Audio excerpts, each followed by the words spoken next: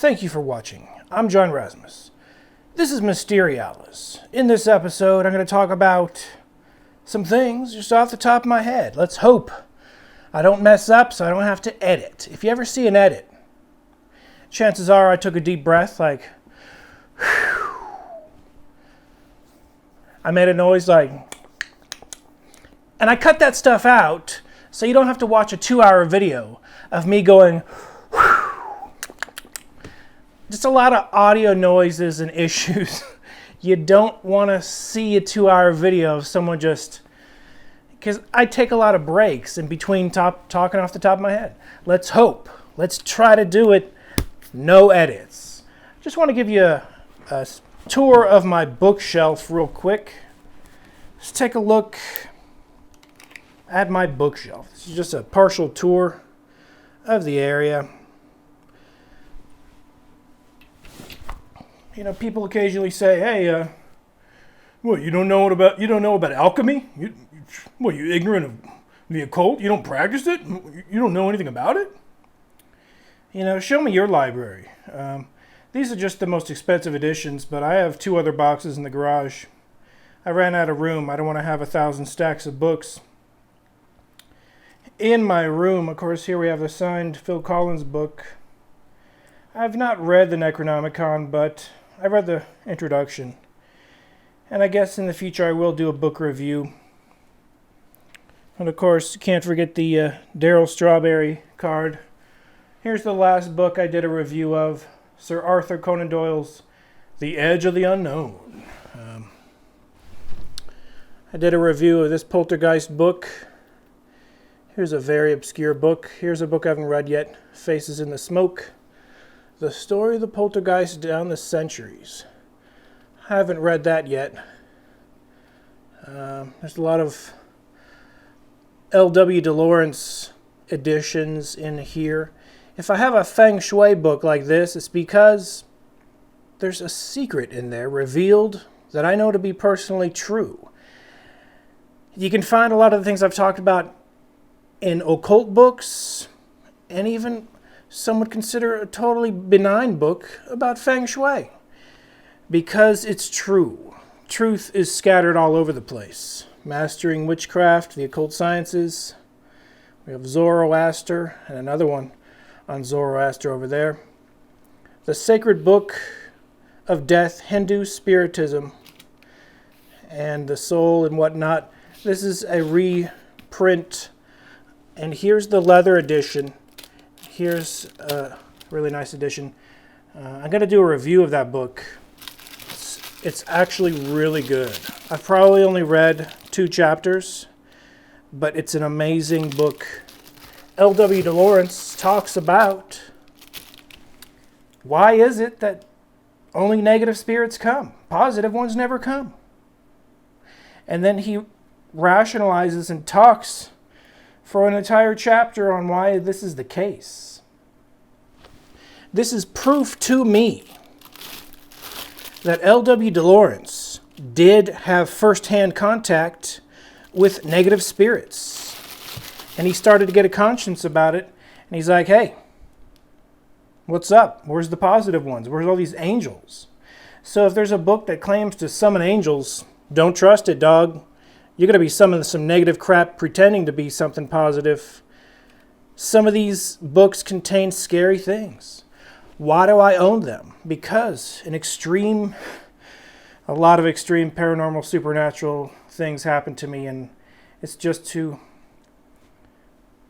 investigate and research and get to the bottom of it. I'm going to do a review of this, The Great Book of Magical Art, Hindu Magic, and Eastern Indian Occultism, the Book of Abramelin the Mage. That's standard text among different magical schools. The Book of Black Magic and of Pax. Oh my gosh, that's freaky stuff, right? Well, I've skimmed it. I have reviewed a lot of these, though. The Spider and the Green Butterfly, the Rosicrucians, the Black Arts. I reviewed every one of those. Egyptian Secrets, Crystal Gazing, Fairfax Demonologia,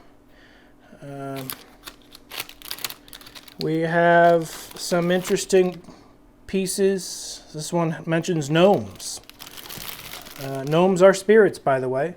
You're not going to ever capture a physical gnome because they're spirits.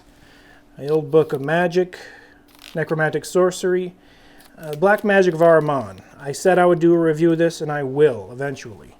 When I say something, I stick to it.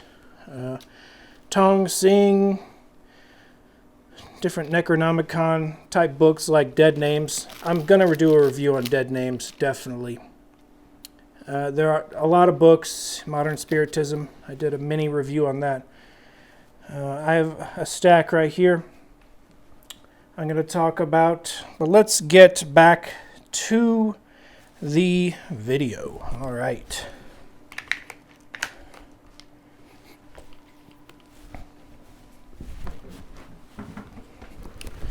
So someone made the comment, oh, if you have those books in your room, no wonder you have attacks from negative entities, from spirits. That's a very sound and logical conclusion, most definitely. But in the year 2010,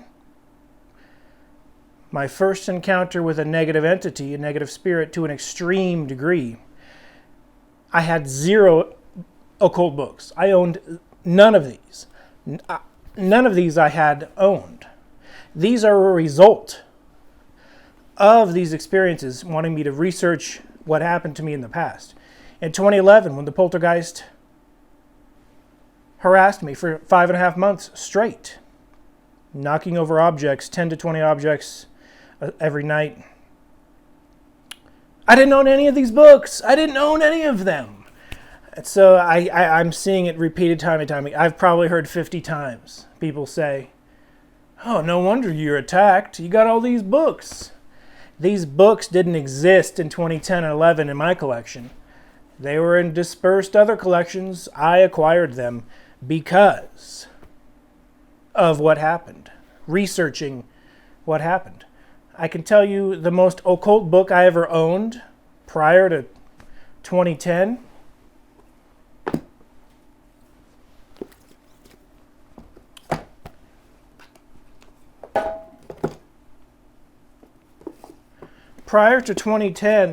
I owned the Montauk Project trilogy.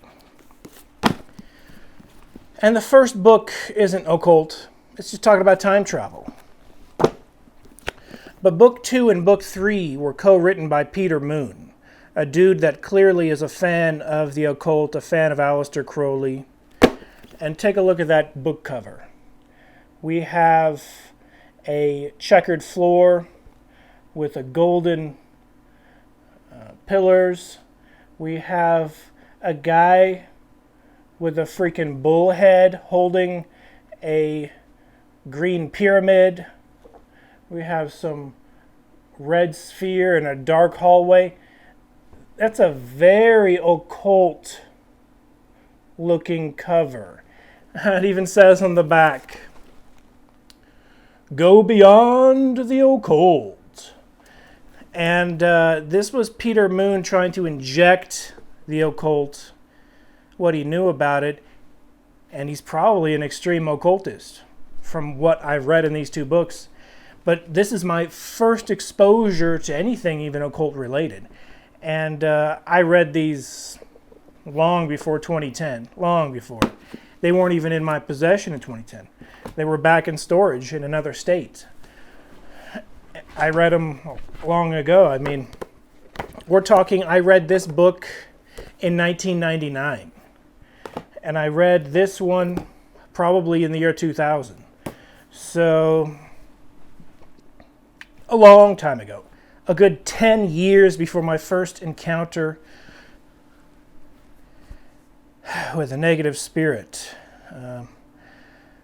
So, the devil. Let's just jump to the devil real quick. And then I'll get back to why I own these books and the pros and cons to owning occult books like this. I'll talk about that after this devil analogy. I'm going to mention the devil. He's a spirit, all right? He's a real person. Okay, he's a spirit. He's a real person. He has countless names. The devil is almost a title, I guess. I would say most definitely he can jump down into our dimension, still be 100% invisible. He could be in this very room at this very second, and I would never know. Because, kind of like a video game, him and his minions drop down into this 3rd/4th dimension. They are from a higher dimension. Now you're going to get fundamentalists telling you that hell is below us and it's in a lower dimension below us. Not sure you're familiar with quantum physics and M theory, string theory, or anything about any scientific theories concerning dimensions. I don't even have to jump to that conclusion. I know for a fact these people that say the devil's in a lower dimension, I know for a fact they are convoluting what they're reading and they're trying to make sense of it, but they have no basis on what a dimension is. Okay, we're on the lowest of the lowest of the low. Okay, the first dimension doesn't exist. It's just a dot. Doesn't exist, but that dot really doesn't exist. The second dimension doesn't exist. It's a line. It's 2 dots. It doesn't exist. Those dimensions are just analogies for what the third dimension is.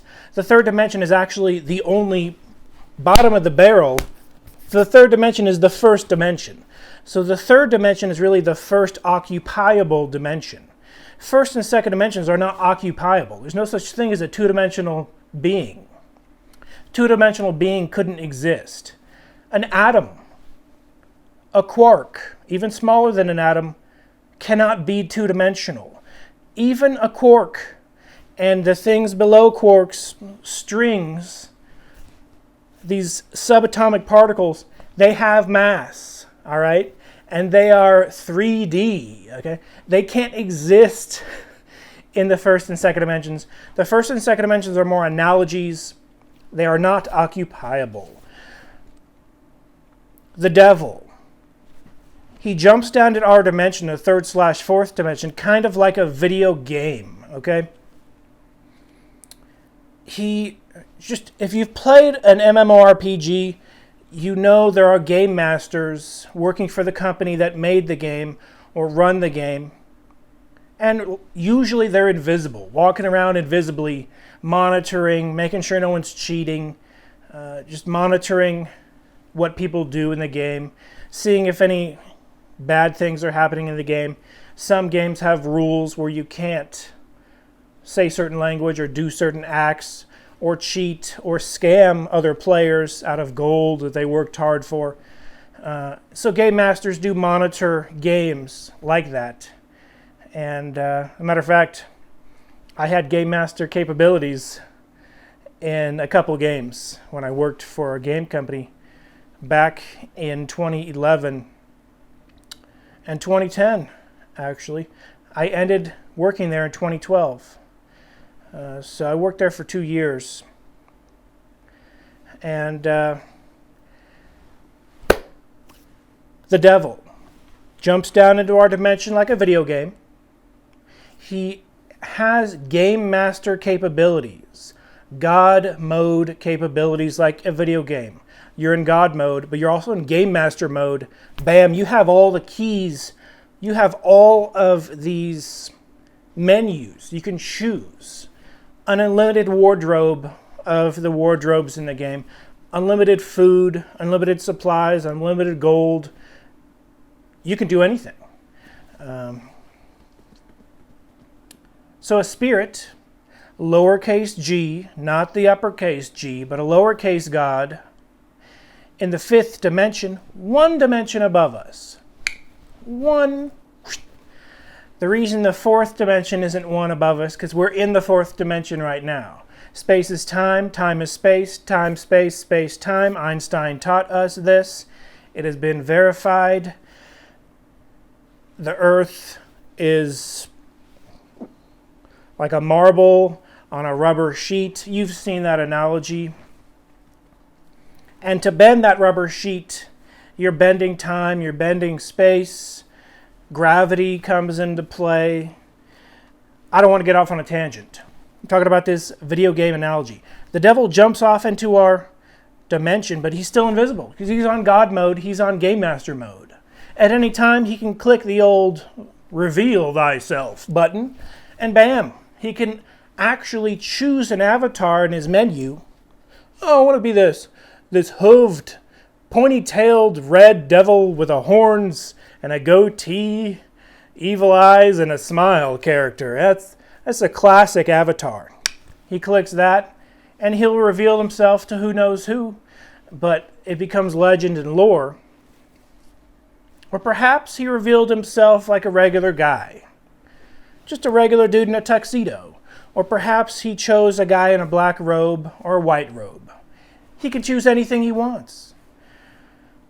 And then perhaps the mythology of that one sighting of him demonized the story, and it just, like a telephone game, was eventually mentioned as a guy in red with hooves and a spiky tail and horns and a goatee with evil eyes. Pop culture could have definitely created that story. But it doesn't mean the spirit of a negative entity can't drop down from the fifth dimension into our dimension and appear. Now, it's not, they don't have to push a button.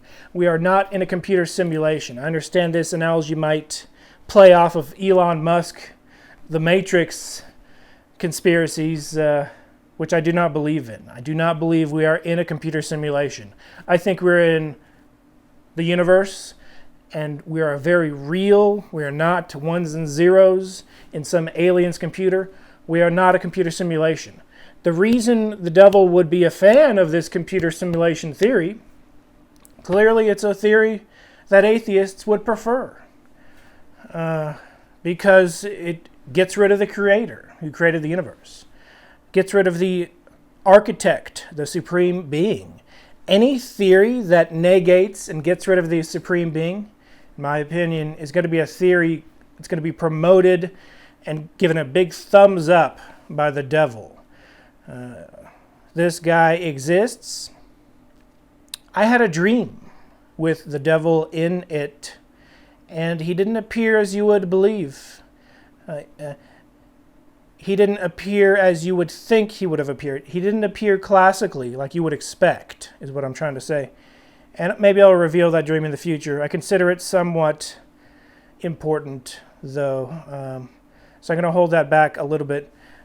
Some people actually complain I hold back information.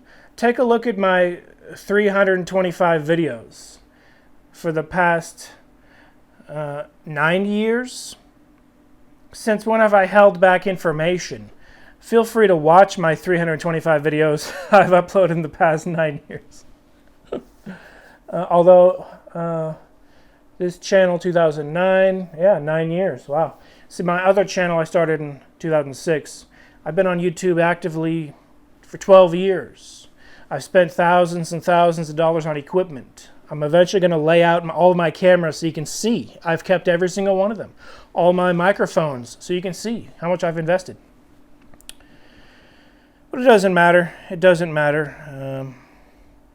What does matter is the truth. The devil exists. He can drop down into our dimension like a game master in a video game, on God mode, invisible. And he doesn't reveal himself to too many people. He loves the fact that people don't believe in him. And he obviously has some rules among his minions to don't ever reveal yourselves, period. That's rule number 1.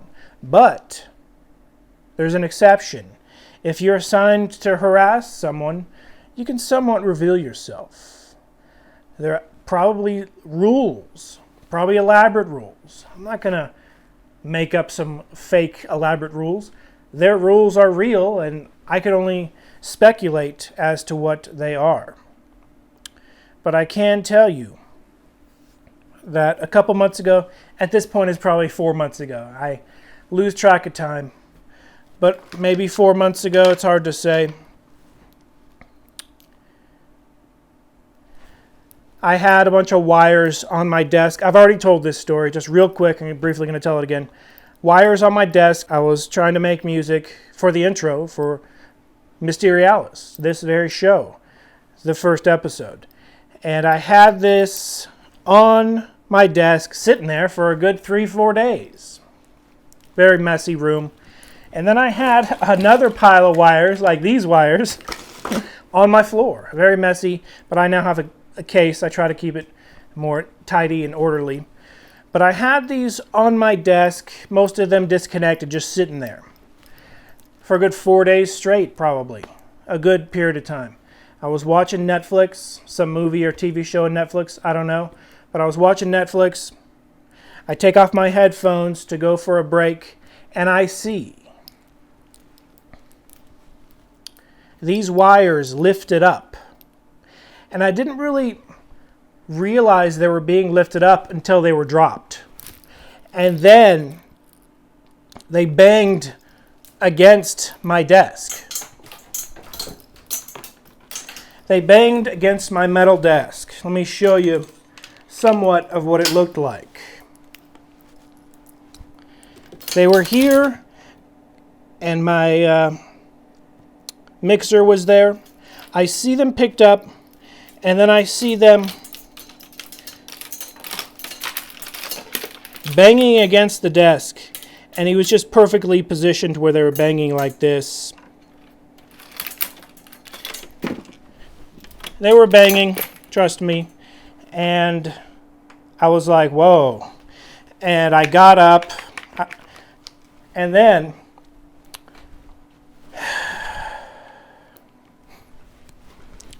I heard these being stepped on the floor. I heard them being stepped on. I probably thought, whoa, but I immediately knew what it was. It was a poltergeist demon bothering me. I jumped up, immediately walked over to the wires where I saw them depressed with an invisible foot. Back in 2011, I would have been like, either ignore it, like say a silent prayer, or get up and vocally tell it to leave. But I would have been very specific with like a specific prayer or something. But I'm a little more casual, a little more relaxed these days. And so this happening about 4 months ago approximately. I have the exact date somewhere. I jumped up, walked straight to the wires, knowing the thing's invisible, so I can't look it in the eye or anything. But I said, hey, this is my room. These are my belongings. I am the king of this domain. This is my castle. These are my items. This is my stuff. It's not yours. It's mine. And I almost was sarcastic. I was like, this is mine, this is mine, this is mine. Get out of here. It's not yours. This is my domain. Everything you see, mine, not yours. Get out of here. Leave. Don't come back. And it left. It was gone. Back in 2011, I've mentioned many times when I commanded it to leave, it would come back 1 hour later. But I believe that was a different spirit. I believe that was a different entity that haunted that specific room. As far as this one, I haven't seen it come back for a couple months. It hasn't been in my room for at least 2 months, I would say. So it did come back about 1 month later. I heard it walking around my room, rifling through my stuff. I heard footprints in my room, and it's a carpeted room. So the footsteps weren't very loud. It was carpeted footsteps. But I heard it rifling through my stuff, just like tiny touches on my items. I jumped up, I said, hey, get out of my room. And I said, this is an exact quote of what I said. I said, congratulations, you can move stuff. Not impressed. Get out of here. I said, if you want to participate in a video, to be honest, I'm not going to enter any contract with you. I'm not going to make any deals with you. but I really don't want you here right now. Please leave. And I think I scared it away. If it has come back, it's never been here longer than a few minutes, perhaps just to check up on me. Perhaps it's assigned to me to bother me, to harass me. Perhaps, and I greatly believe it's probably the same spirit that did set off my ghost meters on the first episode of Mysterialis.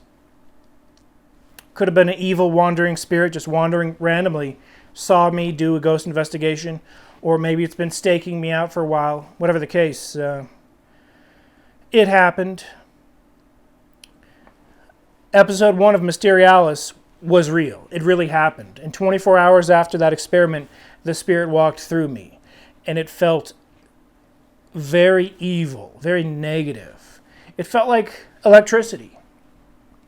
But not like regular electricity, spirit electricity. I can feel spirits when they walk through me. They feel like subtle electricity, but it's a spiritual feeling. So it's hard to relate other than it's electrical to a certain extent. I have been electrocuted a few times on accident. I was plugging in the Christmas lights long ago in the 90s. And there was just a little bit of like, it wasn't even rain. It was just kind of like dew, like the morning dew on the grass. But he was also on the Christmas lights. I plugged him in. I got a shock. And maybe a few other times I have gotten shocks. Matter of fact, when I was a kid, I got shocked on an electric fence. I could tell that story in the future. And they say when you're electrocuted, perhaps your abilities go up, but do not believe that. Don't get electrocuted on purpose. Do not. That's very dangerous. But negative entities, they drop down in our dimension. They can materialize, dematerialize. They can move objects. I witnessed poltergeist activity for 5.5 months straight in the year 2011. I'm not going to edit any of this video. I'm leaving every single bit of it in. You'll see all the mistakes and all the errors. The only reason I cut it out in most videos, like I said, I don't want to waste your time. I'm talking fast. I try to cut to the chase, but books. Are books evil? Are occult books evil? Inherently, in and of themselves, they're just inanimate objects. They're just chopped up pieces of paper from a tree.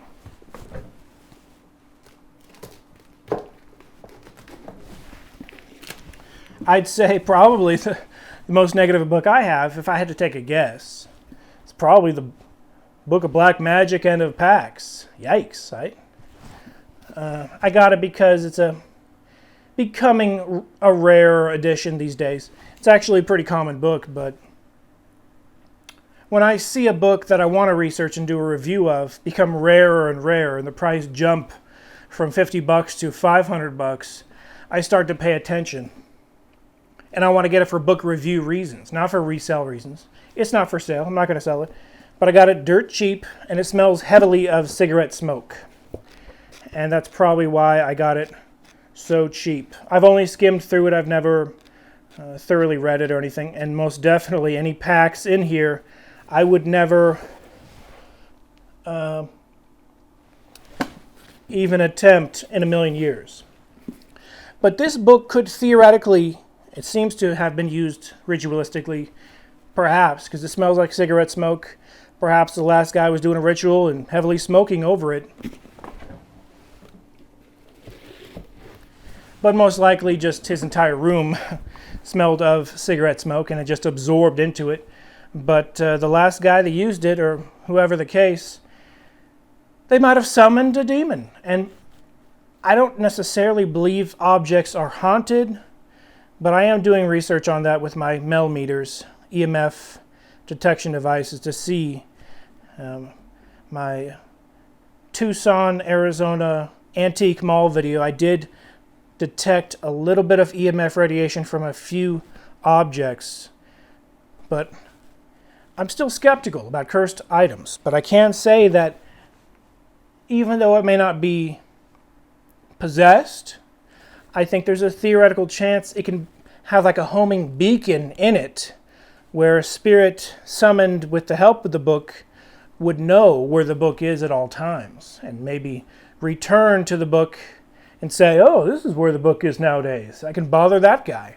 Perhaps that's where the negative spirit came from. So I can't dispute the fact that some books might bring in some negativity. But to counter that argument, 99% of the books you're going to come across are just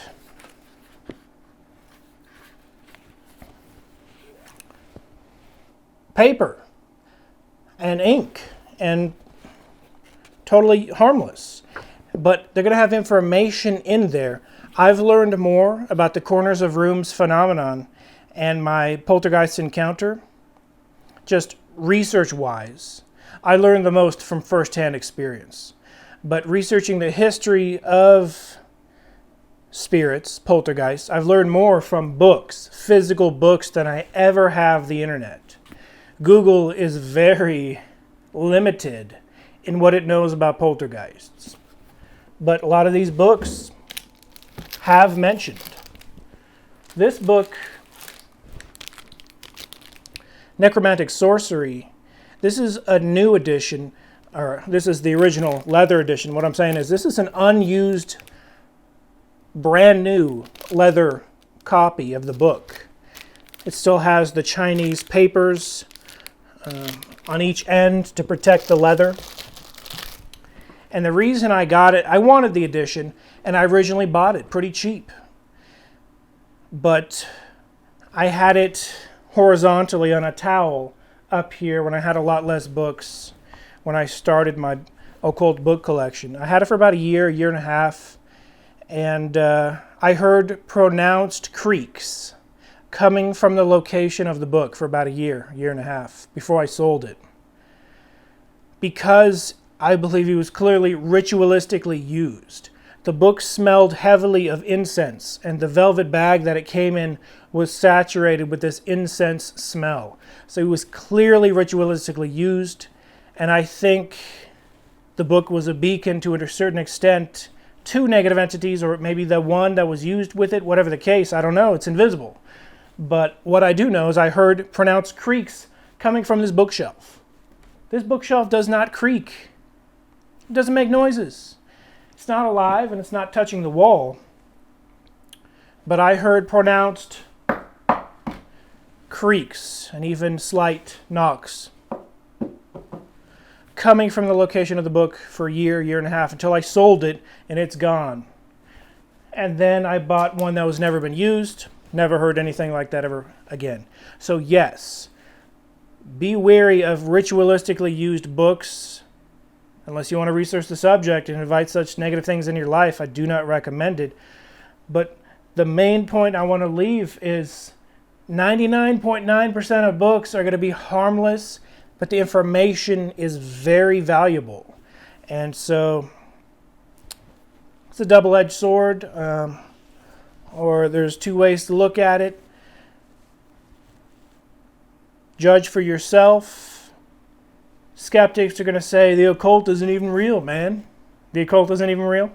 I would say anyone that says that clearly has never even tried one thing. Now, I don't try things like a black mirror, staring at a black mirror with two candles in a dark room. You're going to see something appear in that black mirror, all right? And it's not going to be anything other than what has been recorded in these books for thousands of years. I've never hallucinated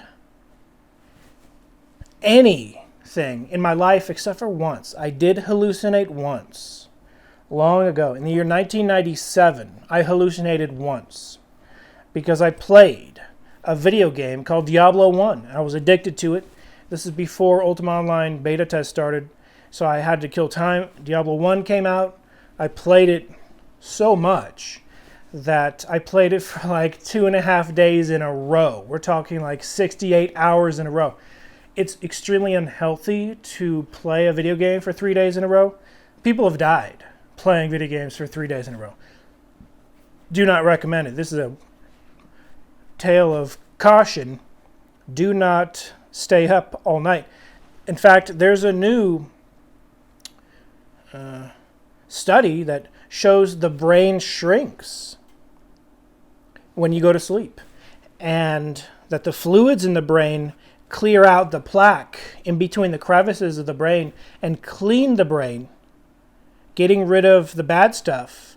And then when you wake up, your brain slightly gets back to where it was, and your brain can function a lot better with a healthy, good night's sleep. So if you don't sleep, you can go crazy. Your brain stops functioning. And so that's very interesting. Perhaps that's why you hallucinate when you don't sleep. The brain just stops functioning. But the one time I did have a hallucination, I played Diablo 1 for like 2.5 days straight, the longest I've ever been up in my life. I even recorded it. I remember it was about 68 hours. And very dangerous. Maybe I had a 1 hour nap here, but it was very bad. And I went to go to sleep, exhausted in the broad of daylight. I went to go to sleep, probably in the morning. And I saw an orange spider, the size of my hand, crawling on my bed. And I was like, whoa! I was so scared of this orange tarantula looking. It was neon orange, the size of my hand, and he was crawling on my bed. I was so scared of it that I couldn't sleep for like a couple hours more. I was like, is it gone? When I realized it was a hallucination, the fear, the tiredness overcame the fear, and I eventually went to bed, went to sleep. And when I woke up, I realized it was a full-blown lack of sleep hallucination. So that's the only one time in my life I can ever remember ever having a hallucination. I don't partake of any substances. I don't partake of any drugs that cause hallucinations. Never have, never will. So 100% of the spirit contact stories I mention, they're not alcohol related, they're not substance related, not drug related. They're 100% me being sober, all right? The only thing I take is just regular stuff, sandwiches, a glass of water, Coca-Cola, maybe Doritos, sure, a Happy Meal or a Taco Bell meal, whatever. But those things aren't going to cause hallucinations where objects are being knocked over in your room. When you hear footsteps and you hear pronounced knocks, and when you see objects moved right in front of your face, you know it's real. Now, I wish there was a second person there, most definitely. Wish there was a second person there. But in my last video, I said I really wanted to capture poltergeist activity on camera. I specifically want to capture something obvious, like a levitating object that can be faked. But I want to capture the real thing. Just a moved object that can be faked, I understand. And even if I did capture it, I already know people would say, that's fake, man. But I still want to capture it. Why? Because I know poltergeists are real. I witnessed the activity for 5.5 months straight. I'm an experiencer. I'm a contactee. I'm a victim. I was harassed for 5.5 months straight. I'm on the level, experience-wise, of people that have extensively written about it. Like Carl Jung. He extensively wrote about it. I'm writing a book on it, and I'm going to extensively write about it as well. I've only made dozens upon dozens upon dozens upon dozens of videos in the past 3 years on it. And about 3 years ago is when I decided to really start talking about it. Because it happened in the year 2011, the main event of the haunted room. And I realized if I never talk about it,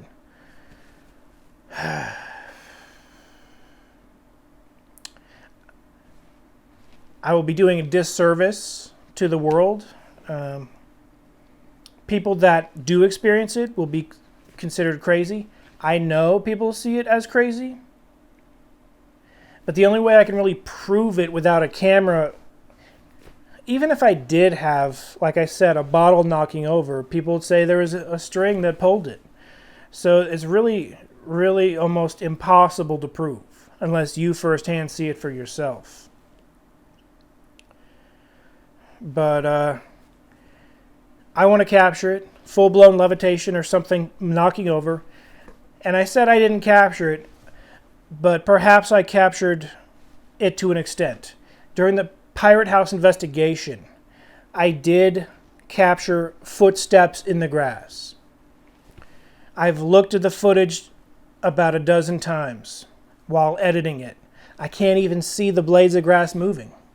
So it's judge for yourself, but it actually happened 5 feet away. Something walked very loudly on the grass. You can hear the audio. You will see that in the Pirate 1820s House documentary in the future. I was by myself. I would like to have a ghost crew.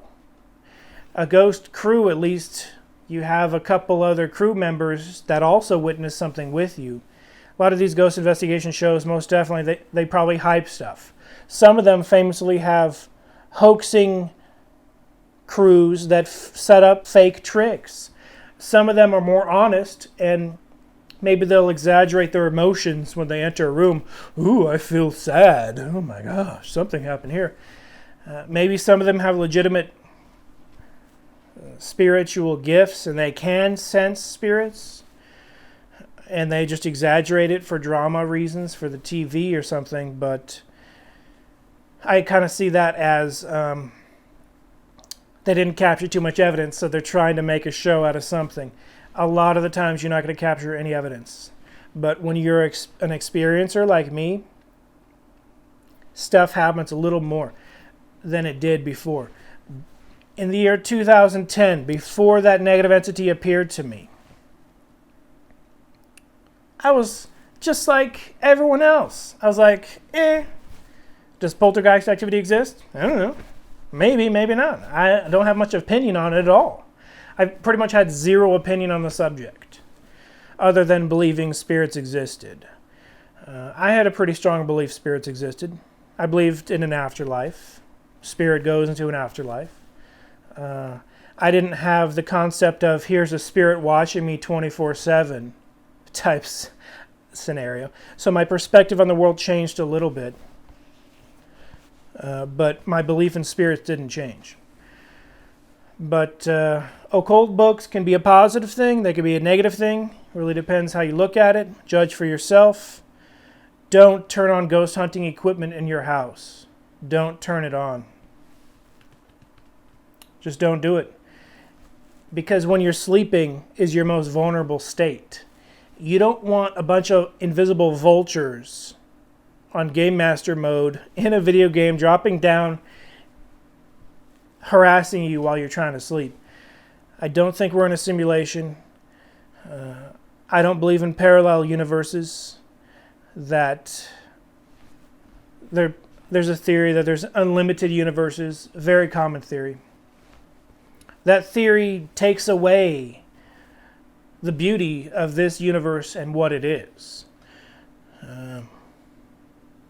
So like L.W. DeLawrence once questioned, why is it? And he said it in this very book. He said, why is it only negative spirits appear and not good ones? How come? It doesn't make sense. Well, I've thought that same question before I read the book. Now, I only read like 1 chapter, 2 chapters. But when I read that, I was like, whoa, this guy is a legitimate experiencer. He, too, has experienced negative spirits. All I can do is use logic on that one. And angels up above in a higher dimension, positive angels who protect us and watch us, do so invisibly. It's a meme at this point, and it's a joke and a comedy routine, but on Futurama, there's a supreme being which was shown as a cluster that glowed and talked. Just a cartoon making fun of creation. You see a lot of TV shows and movies just make fun of the supreme being on a regular basis, which I consider to be disrespectful. But basically, when you're not sure that an angel helped you out or not, that angel has accomplished its goal. It's not it's not supposed to, it's not allowed to reveal itself. It's under strict guidelines and strict rules. Apologize for the lack of editing. I'm leaving everything in. But negative spirits, evil spirits, demons, they're not under the same rules and guidelines. They can occasionally break the rules. They can occasionally slip up. Whereas angels don't slip up. Angels don't make mistakes. Demons do make mistakes. Demons do slip up. I've seen it firsthand, unless it was their plan all along to make it appear as though they slipped up, which is a pretty convoluted plan. But negative entities appeared to me many times in the form of attacks, more specifically moving objects. I don't have telekinetic abilities. I can't move objects with my mind. Anyone that would jump to that conclusion would be an egomaniac, in my opinion. Would be a narcissist, in my opinion. Would be someone who thinks they're the center of the universe, in my opinion. Mankind, we are not the center of the universe.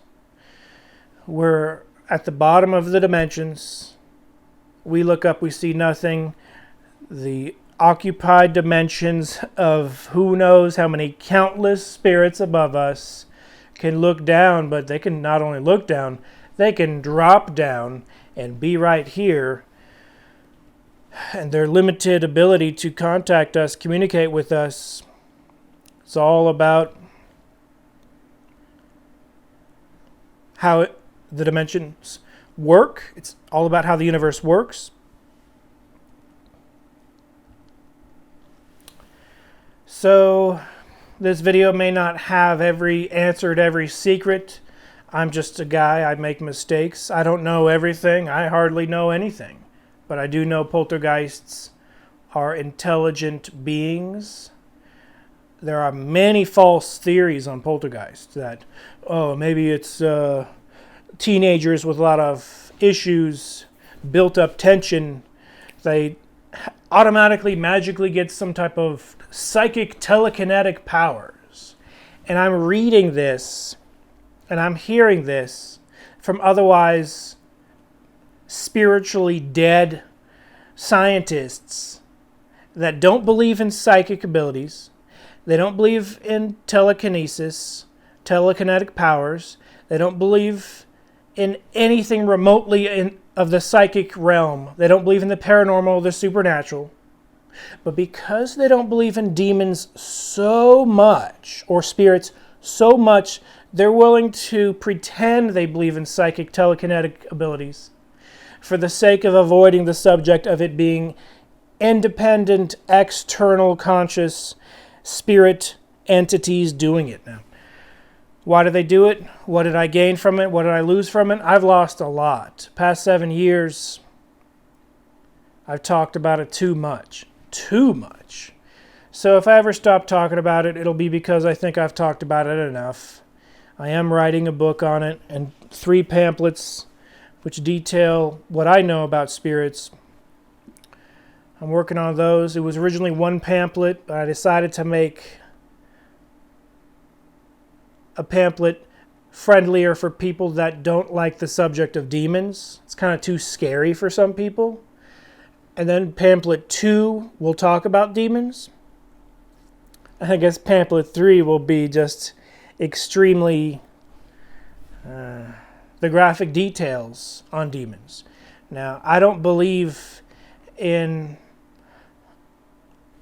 all the classical things that a dogma will teach and a religion will teach. And discussing about this on Twitter, I can say something negative about atheists for disbelieving in my story, but I can equally say the same thing about religionists. I've had religionists, die-hard believers of a religion, point blank to my face say, it probably didn't happen. Your story probably didn't happen. That's like gaslighting. and I've already considered that many times. They'll say anything if it makes them more comfortable, because they don't want to get out of their comfort zone on behalf of me and my story. A lot of people will assume I'm doing it for attention. Trust me, I would be happy doing a gaming channel, 100% gaming, and never talking about spirits ever again. I would be happy doing that. But I feel important-wise, it's too important of a subject to ignore. If you experience a poltergeist knocking crap over in your room for 5.5 months straight, would you stay quiet or would you talk about it? Would you record a video talking about it? I pondered that from the year 2011, right after it happened. When it stopped happening was the very end of 2011. I moved in 2012. I moved in January 2012. There was a definite cutoff point when I moved away from that location. And the 5.5 month harassing poltergeist entity stayed behind. As far as I know, it stayed behind. I can't know whether this one is a different one, but when the spirit walks through me, I can definitely feel the difference. The one after the Mysterialis experiment, 24 hours later, I'm very certain it's the same spirit. 24 hours later after the experiment, it walked through me while I was just going to bed, and it was extremely negative, way more negative than the poltergeist from 2011. Because that poltergeist in 2011 walked through me every single night, and it had a certain vibration, a frequency, and I can feel it, and it's not the same spirit. And the extremely most evil spirit I've ever felt was the 2010 one, the very first one to appear to me. That was the most evil one, and that one felt 10 times more evil than the one during the experiment. But it's hard to judge evil. It's hard to judge an evil vibe walking through your body, an evil electrical, spiritual energy walking through your body. It's hard to judge, but I can judge. And the most pronounced strength-wise, the most potent, if you will, the most jolting of pure evil and bitterness and hatefulness and just pure dread and disgusting hate passing through your body for a few seconds, you notice, and you kind of keep that more than mentally, because more than just a couple of my senses that felt that, my sixth spirit sense felt that. So when you feel something from a spiritual sense, it's like a sixth sense. It's not your regular senses. It's a sixth sense, and you almost remember it stronger than the other senses. Something you drank and tasted and smelled and touched they almost fade in the background compared to the strength of your sixth sense of a spirit walking through you. And the most evil I've ever felt was the 2010 spirit. But I can definitely say, number 2, the second most evil was the Mysterialis episode 1 spirit that walked through me 24 hours after that experiment. So the second most evil. When I used the word high ranking in previous videos, it was really a buzzword that people, high ranking? How do you know it's high ranking? Just powerful, pure evil. The stronger it is and the more evil it felt, I have to assume it's a higher ranking. Number 1, 2010. Number 2, this year of 2018. I stopped the experiments because I didn't want to be harassed every night, even just if it just walked through me. I didn't want to feel that evil feeling every night. Very disgusting, very horrible, horrible feeling. Sorry if this has gotten on a tangent of being too scary for some people, but sometimes you got to face through the fear, get to the other side, and you're enlightened. You can see the brightness of the truth. I stand for truth. Have I ever told a lie in my life? Most definitely. No human is perfect. I saw a TV show where people lie on a first date like 10 times. They say, oh yeah, I'm a lead singer in a band. Or they say stuff like that. And it just gave me an example of how badly humans lie. And so most definitely, if you don't believe me, if you think my words aren't true, it's probably because you've seen how horrible the lies are among the human race. And some humans pathologically lie. I happen to be someone who doesn't feel that a lie can get me anywhere. A lie is going to backfire on you. A lie is going to catch up to you. And I can remember the last times I was tempted to lie, and I didn't lie. I was filming for Ghosts in Tombstone, Arizona. And some guy said, oh, are you making a movie? Is it a documentary? And I could have built it up as some huge thing. And I said, no, it's just a hobby. It's just a hobby. I investigate ghosts. And he's like, oh, okay. But he was hoping it was a movie or a documentary or something bigger than it was. I could have mentioned my YouTube documentaries, but I didn't want to build it up. I like to just be blunt and truthful. And the other time before that, someone asked me, and I was tempted to lie. They asked me, oh, are you a musician? And I said, I make music for my YouTube videos just so they don't get copyright matched. I don't want to use other people's music, so I own the video. Just for YouTube music, YouTube videos. I guess I could have been tempted to lie and say, yeah, I'm a rock and roll star, man, whatever. But no, I generally don't have any inclination to lie whatsoever, and haven't for a good many years. I guess if you don't lie for many years, the temptations are few and far between. Those are the last 2 times I was tempted to lie, and I didn't. And those are spaced out among months. I'm not even tempted to lie very much anymore. I suppose when I was a kid, you're given more options for the temptation of lying, but my words are true. I speak the truth. I stand for the truth. I believe, and as I've said this many times, there's a record. Call it an Akashic record. It's a very common belief these days. But I believe there is a record, a book of truth. Everything is written on it. How could there be a book of truth of everything? Well, clearly it's less of a book made of paper and more of like a recording of everything. And this invisible recording that you can't see, perhaps your soul is the recorder. But I do believe there are angels observing everything and making notes. If not mental notes, maybe they have a perfect memory. But I do believe there's some type of database of truth, definitive truth. What happened? Maybe one side of the war are going to say, oh, this happened. And the enemy of these guys are going to say, no, it was something else. Well, this recording is going to be unbiased. This recording is just going to show it exactly. Let's press play and watch. It's going to be exact. Press play, watch, there it is. So feel free when you pass on to the other side into the higher dimensions and you ascend above and beyond.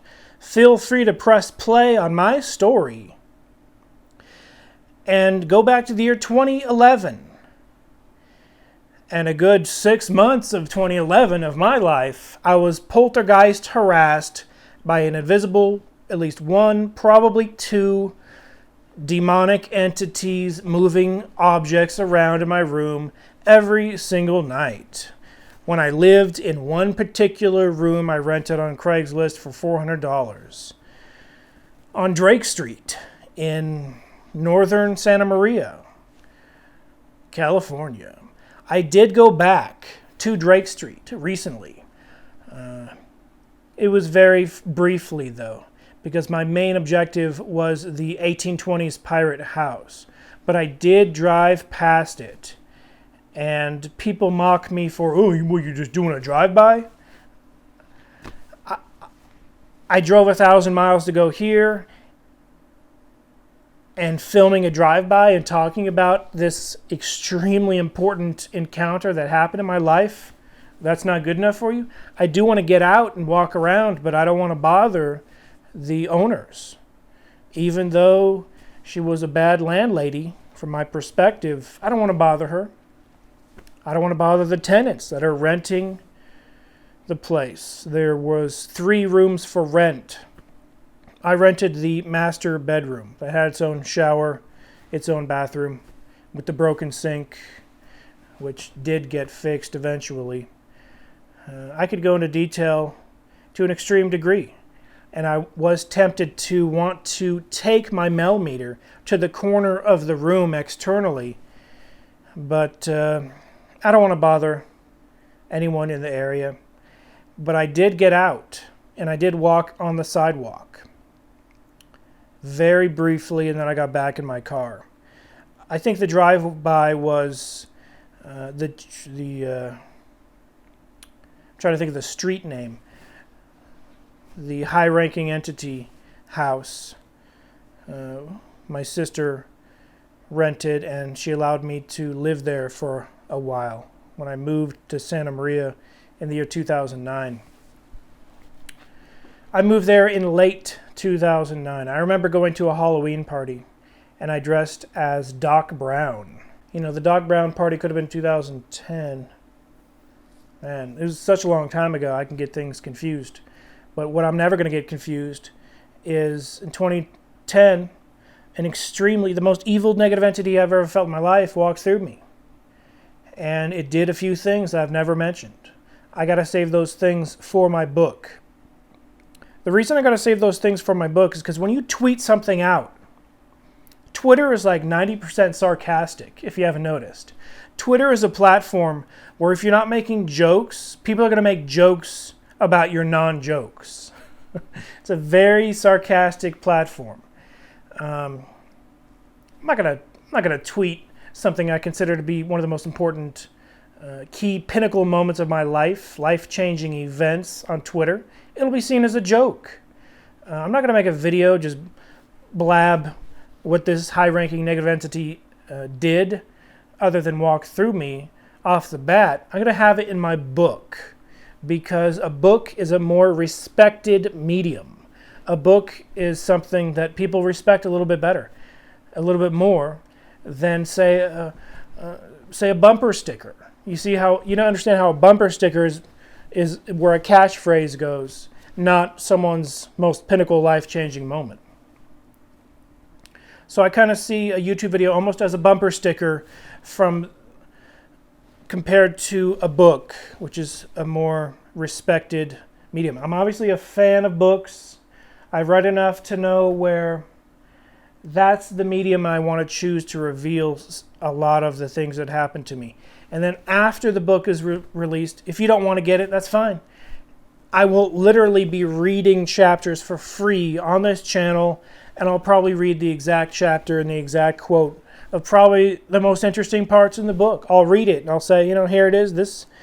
And that way, people that follow this channel for ideas can't take the story, turn it into a comic book, turn it into a comedy sketch. Who knows? People are inspired by this channel, and I greatly appreciate my subscribers. But some of them I've tweeted on Twitter and they didn't respond. So why are they watching my channel if they don't like me? To make fun of me or to steal my ideas? Maybe they like my information, but they don't like me. It's hard to say, but I have tried to reach out to some of the subscribers that I have on Twitter with no response. And it's kind of sad. I'm open to collaborating with anyone. And hopefully I have a podcast coming soon, live stream. I know I have a lot of great supporters. I'm grateful and appreciative of everything you do. Stay tuned, more episodes coming soon. This is a long rant of just a lot of information. But these things actually happen to me. They're very important to me. I almost talk about them too much. Perhaps I feel a sense of urgency sometimes, and I have to get the information out before my motivation for even wanting to mention them fades away. I don't know. I don't know the urgency. I don't know the reason why. I mean, we don't know. We can't see the future. We can only anticipate the future and hope things will get better. I thank you for watching. Stay tuned. More episodes coming soon. This has been John Rasmus. I have a Patreon. I have a Teespring. I have a bell for notifications. You can click that and actually be notified. I think a good 1% of my subscribers, 1%, can even get notifications. It's a running joke that notifications don't work very well, but click that bell if you want to be notified. There's a new feature. I can leave a comment, a message. I'm going to try to use that more often. Stay tuned. More episodes coming soon. I thank you for watching. I'm very humbled and grateful that anyone even cares. Many don't believe. I have no motivation other than the truth. I stand for truth. I seek truth. I have a motto. Seek truth. Speak truth. Stand for truth. Light conquers darkness. And in the end, the light will conquer the darkness. Reveal truth. Yeah, reveal truth is in there too. And when you reveal truth, these negative forces, they don't like it. They don't like it. But I have to be, to a small extent, my own light and share what I know, what little of the universe I do know about, the tiny microscopic amount I do know. I do want to share all of it. I thank you for watching. This has been John Rasmus with Mysterialis. Be seeing you.